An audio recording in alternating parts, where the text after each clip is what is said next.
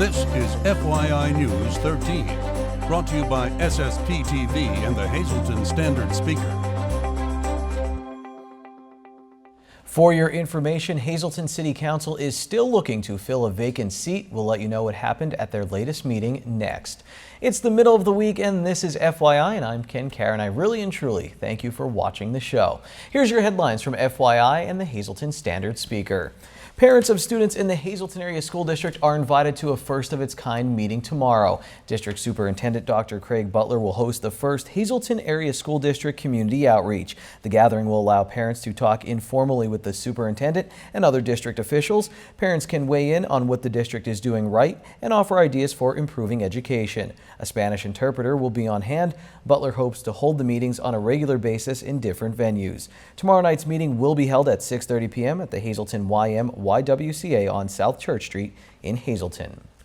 A vacancy on Hazleton City Council will be filled by a Luzerne County Court judge. Last night, Hazleton City Council voted 3-1 to suspend the rules and approve a resolution that will allow Luzerne County's president judge to fill the vacancy created by the recent resignation of Keith Bast. Council member Dr. David Sosa presented the resolution, which also calls for council to forward the names and resume of those interested in the post to the judge. One audience member questioned why council did not want to make the decision on its own.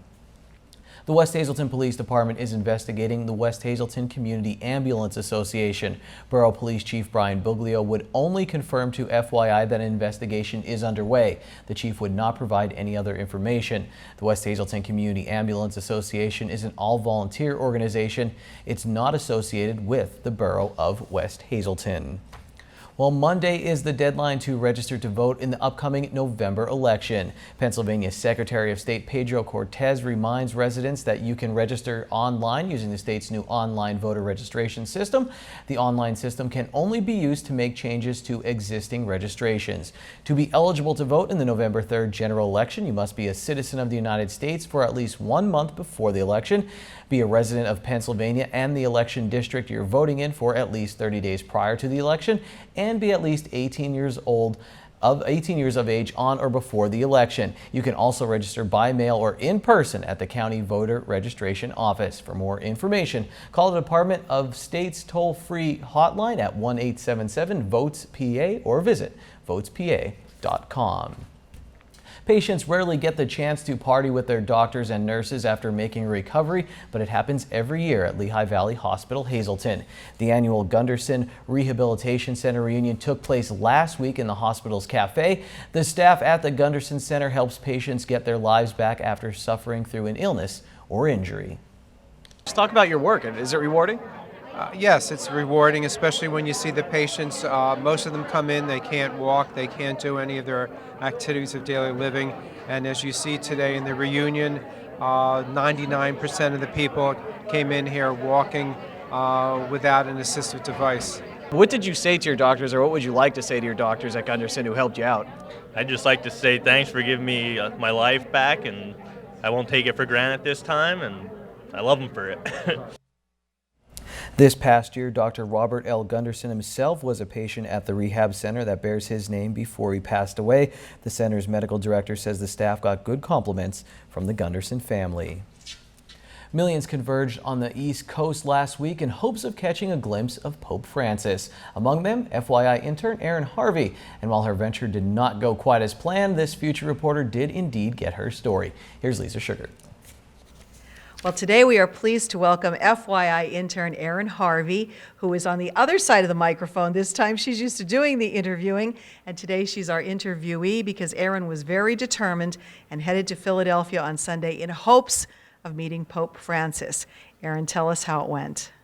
All right, well, I mean, we got there at an early time, but the thing was, I waited 5 hours in a security line just to go through security.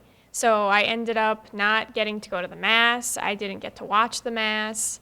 I was very disappointed, but that's how it goes, I guess, sometimes. But on a lighter note, though, this journalism major here did get a good story out of it, though. So you did meet some very interesting people who were also somewhat disappointed in not seeing the Pope, but they had a wonderful experience. So tell us about it. So I had to do a story for this. So I was in the line for maybe about 20 minutes, and then I realized, what if I don't get into the mass? So I heard where people were from, and I started interviewing them. There was a lady from Ireland. She came all the way from Ireland to go to the mass. 3 guys were from Rome, and there was 2 families that were at the conference all week, and they were from Ohio. And I felt horrible for them. I mean, we drove 2 hours, but they came from the other side of the world, and they didn't get to go to the mass, and they didn't get to see them. So, I mean, it could have been worse. Like, those people I just felt bad for. Were you impressed by their faith and their determination that they came so far? Yeah, I mean, I would have never thought that people would come to Philadelphia just to see him. I mean, I feel like if you're in Ireland or Rome, you're right there. Like, it's not that far. So I was surprised that they came all the way across the world just to see him in this particular city. So I found that really interesting, and I guess they really liked him. Well, we're glad that you at least had that experience. And that happens. As a journalist, you're going to learn that sometimes things don't work out the way you planned, but you did the right thing. You got your story anyway, so you get to tell that to people for years to come. Yeah, I mean, this will probably, I mean, I don't know if I'll ever cover something this big before. Like, this was one of the biggest events in the United States that happened probably.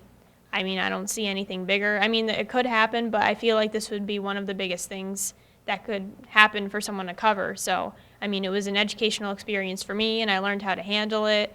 And there was huge crowds, so I learned how to handle the crowds and handle the people. So overall, it was definitely very educational for me.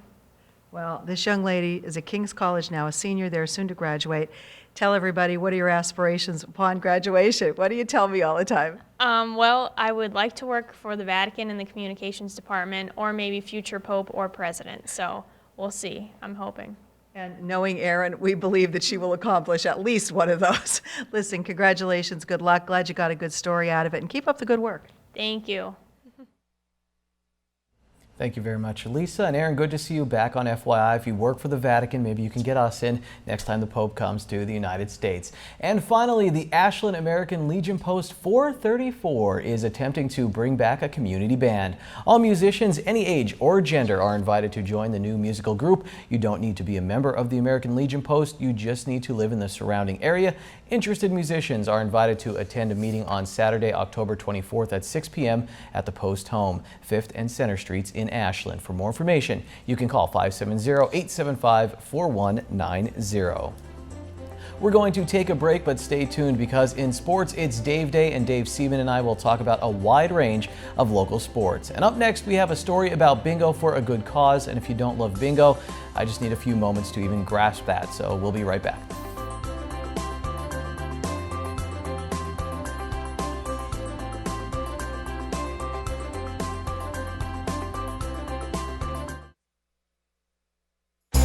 This is FYI News 13, brought to you by SSPTV and the Hazleton Standard Speaker. All right, we're getting you fit here throughout the fall. We're with Celeste Samick. She is the interim CEO of the YMYWCA. And Celeste, thanks for joining us here on FYI. Yes, thank you for having me. All right, Town and Trail. Tell us what it is and the Y's participation. The Town and Trail race is the last race in the Valley Running Club Festival of Races. It is the second year running. This is the second year we're doing this. We collaborate with POWER, the Civic Partnership of Hazleton, and the Hazleton YMCA, and it's a race at the Town and Trail, at the Civic Partnership at the Rails to Trails, and it also runs through downtown Hazleton. Okay. So when is this taking place? October 17th. And you can register at the Y. You can call, or you can come in, stop and get an application. There is a website, I'm not sure of the web address, that you can get applications. All right, the web is on your screen. It's the same one we use each and every week for both of those series. Can you talk about your participation with those watching regarding the YMCA? Yes, the YMCA supplies volunteers. We are the registration spot for the Town and Trail. We are also a beneficiary of the profits with the other 2 organizations. And we do a lot of volunteer work race day. We have some of our staff come out and volunteer. Okay, and what does the YMYWCA add to this community?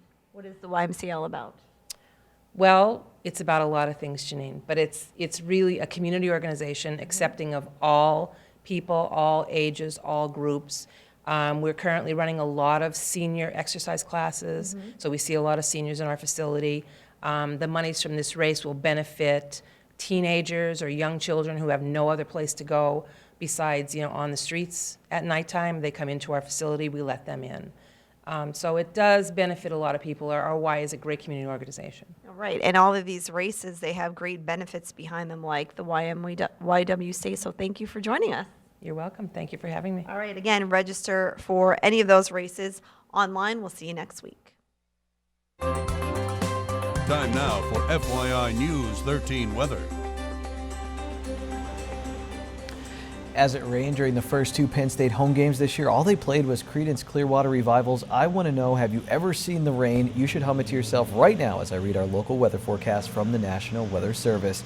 Tonight, a slight chance of showers before 1 a.m. We'll get down to 47 degrees, 20% chance for precipitation. On the extended forecast for Thursday, 50% chance of showers, cloudy with a high near 57 degrees. On Thursday night, 70% chance of showers with a low of 46. Now, there is a hazardous weather outlook for this weekend because it's possible we can get some rain from Joaquin, and that could bring the possibility of flooding. Friday, again, rain likely. Our high will be 52 degrees. Friday night, rain likely once again, low 46.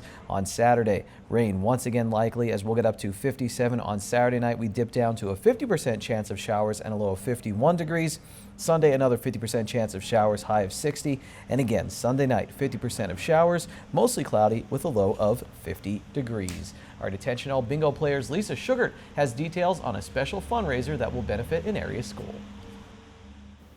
This Sunday, a fun event will be taking place in Freeland. It is the annual Harvest Bingo at MMI Preparatory School in Freeland. Here to tell us all about it are two ladies involved with that event, and this is Andrea Putnam, who is the co-vice president of the Parent Faculty Organization, or the PFO, and Carmine Corrado, who is the bingo coordinator. I'm going to start with you, Andrea. Tell us all about this fun bingo event this Sunday. Well, of course, we have bingo. We have a lot of great door prizes, such as mums, actual prizes. Last year, my son won some Bluetooth speakers. He was thrilled. And cash prizes. We have turkey trays and a great bake sale. And it's a lot of fun. It sounds like a lot of fun. Now, this is a fun event, but it's for a very serious cause. This is helping MMI Preparatory School, correct, Carmine? Yes, it's one of our two major fundraisers. We have the bingo now in the fall, and then we'll have another spring festival in the spring.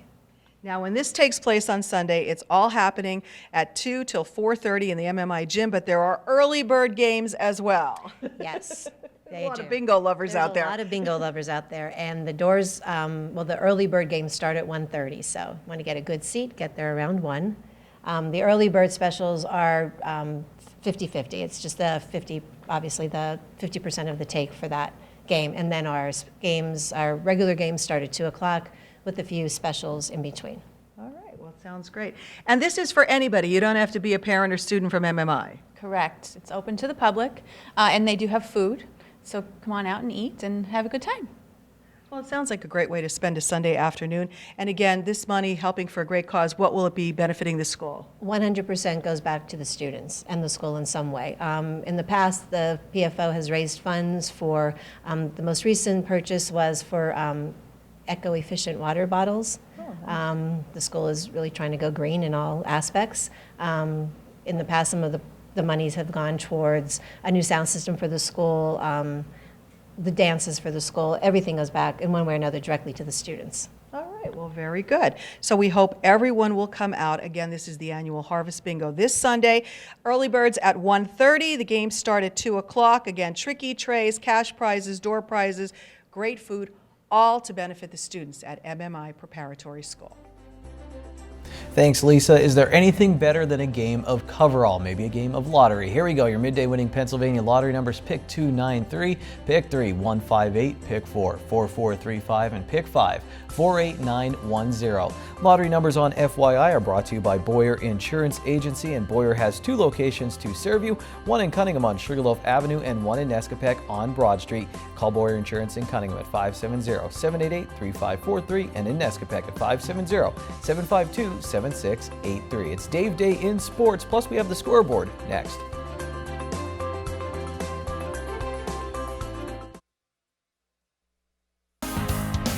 This is FYI News 13 Sports.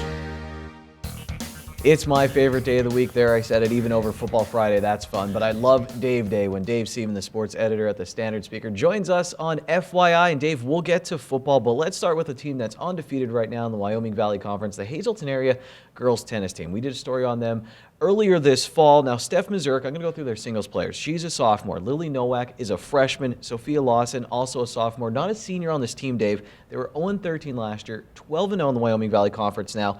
As they move toward districts, this will maybe test these younger players without some of this experience, or is this where do you see them going from here? Do they need that experience? We'll see. I guess it's a matter of what happens now from this point on. Now you're starting getting into tournaments. Your district tournaments start singles play and then team competition. But they've benefited from this year. Maybe it's the luck of the new tennis court. I mean, the resurfaced tennis court this year. The players have played very well all season. They've won matches they've never won before. We talked about the Wyoming Seminary match. That was a historic win for the Lady Cougar tennis program. And when you're winning, it's we've talked about that with other sports. It's just the confidence spills over. And right now the Lady Cougars are flying high. Yeah, do not count them out as we get ready for district championships there. Volleyball, Dave. Marian Catholic once again at the top of their division, Division II in the Schuylkill League. They are 6-0, getting ready to play Nativity on Monday. They are 7-0 in Division IV. Last year, Marian goes to the state final, single A state final. They lose 7 seniors, but once again, here are the Phillies. Abby Stankiewicz, another milestone for her. And every year, I mean, what more can you say about the Marian program? And she even said last year, Abby, after I talked to her at that state final, she said, we're going to come back stronger next year. Definitely. If you look at that program, that's been consistent from the day Nikki Hackenberg was the coach. That's gone through now Doc Valbell, and they have a great feeder program. They take it seriously. They work very hard at it, and not only have they are they leading the division, they're in a new division now with bigger schools too. And last week they beat 2 teams, handed them their first loss, Panther Valley and Blue Mountain respectively. And like I said, the beat goes on for the Marian volleyball program. Speaking of program success, how about the North Schuylkill Spartan football team and the Marian Catholic football team? Big showdown on Friday night, Dave. North Schuylkill gets the win in that one. Now, North Schuylkill had to run the gauntlet kind of earlier this year, losing to Lehigh and Blue Mountain. Marian will now be tested against those schools, but the Spartans back on track. Yeah, North Schuylkill, coming back after losing 2 games in a row. Want to see what kind of their psyche that the Spartans would have, but they came in ready to play. They took out their frustrations after losing 2 weeks in a row, a little bit on Marian. Marian caught a little bit, maybe looking past a little bit, but it's the Anthracite Football League. You got to bring your A game every night, or you're going to get beat. Monoy area, Lenny Dulski had almost 400 yards of offense, Dave, on Friday night for the Monoy area Golden Bears in single A. Maybe they'll give Marian a run there in District 11. The Bears are for real. I mean, again, they're playing against teams that they should beat, and they're doing well against those kind of teams. Again, it'll be harder playing against the North Schuylkills, the Blue Mountains, the Lehighton's, that they found that out on opening night. But since opening night, the Bears have been rolling, and they look like they could be a team that will challenge Marian in District 11 Class A, along with Tri-Valley, maybe Schuylkill Haven, and it'll be a free-for-all once we get to the end of the season. Really exciting here. And lastly, Dave, the Hazelton area Cougars, they lose to Williamsport, but they were in this game. Again, you see more and more positive signs for Mike Brennan's team. I know they would like the victories. They had a rough schedule as of late, too. Now they get Pittston on Friday night. I think good things ahead for Hazelton area. I agree. I think Steve Stallone hit the nail on the head, too. Like both Williamsport and Hazelton area have nothing but good days ahead. And when you look at the Cougar game, the Cougars are up 17-14, have the Millionaires 4th and 30, 40 yards, and Williamsport hits a big play.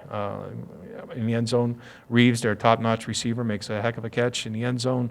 Kind of changes the complexion of the game, and Williamsport goes on to win their 4th in a row, too. So Williamsport's not chopped liver. Talk about teams that have improved. Williamsport's definitely one of those teams that have improved the most. It's been a great football season so far. Looking forward to much, much more. Maybe we'll talk some Penn State football next week as they get ready to dive into Big Ten play against Indiana after Army this weekend. You may have noticed I said Marian was 6-0 during Dave Day in Schuylkill League volleyball play, and the graphic we had said 7-0. Well, give yourself 3 FYI points for noticing that, and check out the FYI Standard Speaker scoreboard to see what happened. Marian, they won again. That's what happened. They beat Lehighton, and by the way, that match with Nativity is set for next Monday, not this upcoming Monday. My bad. Monoy area, by the way, also picked up a non-league win in women's volleyball. In the Wyoming Valley Conference, MMI beat Dallas. The Lady Preppers now 3-4 in the Wyoming Valley Conference. In cross country, Tamaqua swept by Pottsville, both boys and girls winning there, and Tamaqua lost to Pine Grove in boys soccer. Down to the wire we go in the chase for the top NL wildcard spot. The Cubs, they beat the Reds 4-1 on Tuesday. The Pirates had their game postponed, so now Joe Maddon's team is only 3 games behind Pittsburgh. That's sports. It's Wednesday, and here's some delicious alliteration. It's signature steak night at Bottlenecks. All of their signature steaks are only $9.95 plus bottomless soup and salad for only $2.95. Good evening, everyone, and here's tonight's Talk of the Town report. First tonight, the Lehigh Valley Health Network will be presenting Downtown Hazleton First Friday series featuring singer-songwriter Debbie Rosado on Friday, October 2nd at the Wiltsey Center located in the castle. General admission is free, but donations will be accepted. Our next announcement, the Race Club of Eagle Rock is hosting their 2015 Fall Festival Car Show Saturday, October 10th at the resort. Bring your car or truck for registration between 9 to noon with a $10 fee, and every dollar goes towards special needs children. Festival has tons of trophies in many categories, plus the craft show, hay rides, pony rides, beer tent, wine tasting, food vendors, music, and children's activities. For info, just call 570-550-4565. And finally, the Eckley Miners Village will be hosting the inaugural Fall Festival October 3rd from 10 a.m. to 7 p.m. with fun for the whole family. Festival features village and cemetery tours, hay rides, music, pumpkin decorating, and much more. For info, just call 570-636-2070. That's tonight's Talk of the Town. News 13 would like to send sincere condolences to the family and friends of these recently departed. Paul J. Moore, formerly of Hazleton. Services will be held in California. No local services were announced. And Francis Spock of Freeland. The McHugh Wilczek Funeral Home will announce complete arrangements.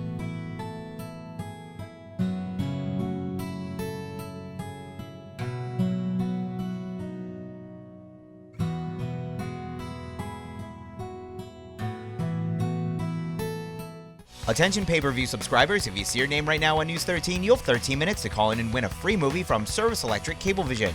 Our winner tonight is Bill Roberts of Barnesville. Bill, if you're watching, give us a call right now, 570-455-7267, extension 104.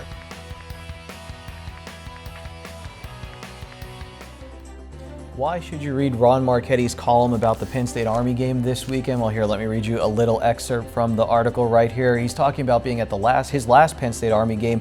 It was a huge mistake for me going to this game. It rained hard all day and was unbearably windy. In fact, my Army hat blew off my head and over the top row grandstand, disappearing forever. Lots more gems in there, just like that. Great stories from Ron Marchetti, plus some great facts about that Penn State Army series. So check that out in today's Standard Speaker. That's it for today's FYI. We'll see you again tomorrow. Take it easy, everyone.